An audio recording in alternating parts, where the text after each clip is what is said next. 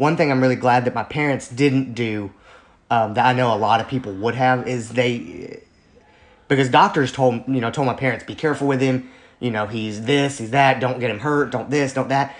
And my parents didn't want me growing up believing I was made out of glass, so to speak. And so they said, if he starts riding a bike, we're not going to make him, we're not going to be sitting there holding him while he's trying to learn how to ride a bike. If he gets on the bike and he falls off, that's part of it. That's how you learn. And which I'm really glad for, because I remember being a little kid and other parents were like, oh my gosh, why are you letting him do that? What's wrong with you?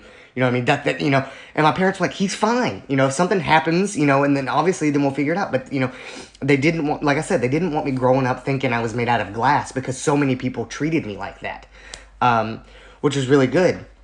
But that was the biggest thing, was just, being able to go outside and do stuff. And I remember there would be times they would hook me up to, because I had to go to the doctor every 6 months. And they would give me, I don't even know what the machine's called, but they would give me this huge machine to take home with me. It was like a computer, and I had stickers all over me, and it would record, my heart when I was sleeping, if I was running, whatever I was doing, it would record. And it always seemed like it always happened in the summer, right about the time the swimming pools would be open. And so I had this huge electronic thing connected to me, and I would have to sit by the pool, and I couldn't get in, I couldn't do it. So there, it was stuff like that is really where I felt I missed out. And then acting, came into play, because I always was the loudest and craziest in the room. And I always seemed to have this energy about me that I could just walk into a room and it could light up. And I don't know where it came from. I just had it.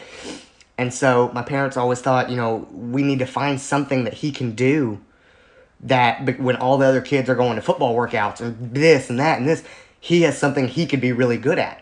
We didn't know what we were doing. We had no idea what's going on. You know what I mean? We were just winging it. Literally had no idea. I went to a talent search when I was 7, and in Dallas, Texas, and met an acting coach there. And I started, I kind of performed for him some things and whatnot. And he met with my parents. He said, I think your kid's got real talent. I think he could really work in this business. I really do. He said, I think it'd be a good idea if you moved to, if you came out to LA for a couple months for pilot season and just give it a whirl. And so literally me and my dad, we packed up our car, drove 2.5 days from the middle of nowhere in Texas to Los Angeles, California, and got going. We knew one person in the state of California, and that was it. And we started going from there.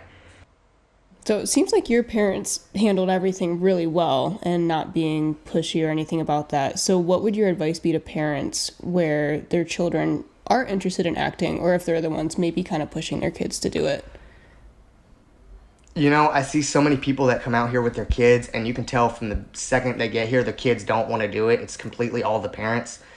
And I know your kid's young, you know what I mean? So they don't necessarily know what they want, but your kid knows whether or not they want to be in this business. Your kid knows whether or not they want to do this long term.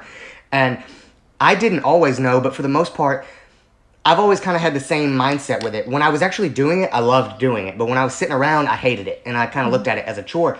But I did enjoy it for the most part. But I had friends that were doing it, and they didn't want to be in LA at all. They didn't like it. They didn't like going to the auditions. So I think for parents, I think the thing is just, listen to your kid. They'll tell you if they want to do it or not. And because there was many times as a kid, I almost walked away from it to the point I was dialing the phone to call my manager that I was done. And then I stopped because I truly inside wanted to do it. A kid, you know what I mean? You know if there's something you truly want to do or not. So I think so many parents, listen to whether, if your kid wants to do it or not. And I tell you another thing that my parents have been, praised for over the years is getting the heck out the way. There's so many times they're the worst parents ever. And you see them on all the TV shows, all the reality shows with the famous kids and stuff like that, where the parents are just get out of the way. Just let the kid do the work. If they need you, they'll call you. You know what I mean? Mm-hmm. I see so many parents that they're literally helicopter hover over everyone, and it pisses off the director. It makes the producers, everybody. It makes mad. It makes people anxious too. Yeah.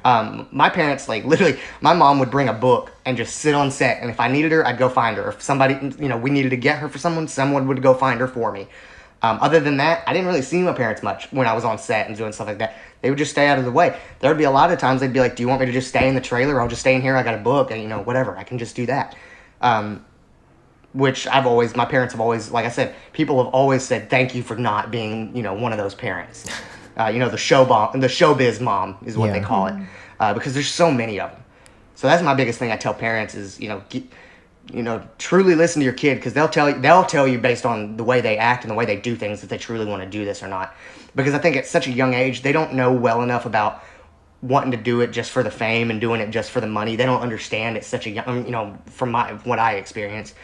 So they truly are in it for the passion, and if they actually are enjoying it, they'll actually, stay. But those are the two biggest things that I've noticed throughout the years. Because I've been around those helicopter parents, and neither of my parents were ever like that. But I had friends that had parents like that, and it was the worst. Honestly, it's just not fun for anyone. As a director, like, sometimes we kind of cast based off of the parents too. That's the thing I've heard too. I've literally heard that happens. They said that they liked the kid, but they met the parents, and the dad was annoying, or the mom wouldn't be quiet, or whatever the situation was. The parents was what killed it. This show is brought to you by the Beating the Odds Foundation. If you want to learn more about the Beating the Odds Foundation, please visit their website right here, beatingtheodds.org.